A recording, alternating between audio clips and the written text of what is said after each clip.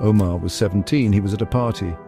Music pulsed through the air, blending with the laughter and chatter of his classmates. A sense of invincibility hung in the air, a feeling shared by many teenagers on the brink of adulthood. Someone offered him a pill. They called it a study aid, a way to ease the pressure of upcoming exams. He hesitated, unsure. He had always been cautious, responsible. But the allure of fitting in, of silencing the anxieties that gnawed at him, proved too strong.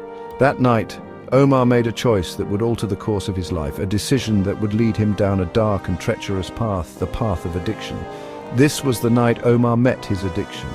He didn't know it then. He thought it was just a pill, a temporary escape. But addiction is cunning. It whispers promises of relief and happiness, masking its true nature as a thief of freedom and joy. It starts subtly, a gentle seduction that slowly morphs into an unbreakable grip. The initial euphoria was fleeting. Omar found himself needing more to achieve the same effect. The pills, once a crutch, became a necessity. His grades plummeted, his relationships crumbled, his once bright eyes now dulled with a haunting emptiness. Physically, Omar deteriorated. He was gaunt, his skin losing its vibrancy.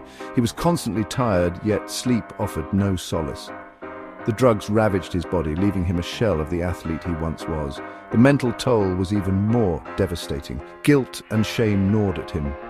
He was trapped in a cycle of self-destruction, desperate to break free, but unable to escape the clutches of addiction.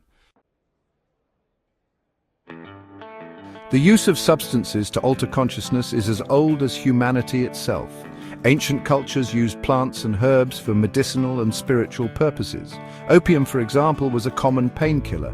Coca leaves were used by the Incas for energy and altitude sickness. The problem arose when these substances intended for healing were exploited for profit and pleasure. The invention of morphine in the 19th century, hailed as a breakthrough in pain management, marked a turning point. It also opened the door to addiction on a larger scale. Heroin, initially marketed as a cough suppressant, quickly revealed its addictive nature. The story of drugs is a cautionary tale of how something intended for good can be twisted into a source of immense suffering.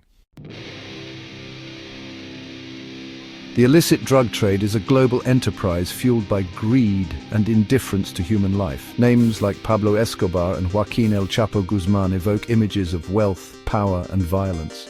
They were masters of their empires, controlling vast networks that stretched across continents. But behind the facade of glamour lies a trail of devastation. Their empires were built on the suffering of countless individuals, families torn apart by addiction, communities ravaged by drug-related violence. These men, often romanticized in popular culture, serve as stark reminders of the high cost of addiction, a cost paid not just by the users but by society as a whole. Addiction is not a moral failing or a lack of willpower. It is a complex disease that affects the brain, altering its chemistry and rewiring its reward pathways. To view addiction solely as a personal weakness is not only inaccurate, but also perpetuates the stigma surrounding it, preventing individuals from seeking the help they desperately need. Imagine a loved one diagnosed with cancer. You wouldn't blame them for their illness. You wouldn't tell them to just stop having cancer. The same compassion and understanding should be extended to those battling addiction. It's a medical condition that requires professional intervention, support, and long-term care. Section 6. Omar's Journey, a story of struggle and redemption. Omar's descent into addiction was a slow, agonizing process. He lost his scholarship, his friends, and the trust of his family. One night, driven to despair, he found himself on the brink of ending it all. But something stopped him. A flicker of hope, a faint voice within him whispering that it wasn't too late. He reached out to his parents. Their love, unwavering despite his betrayals, became his lifeline. He entered rehab, beginning the arduous journey of recovery.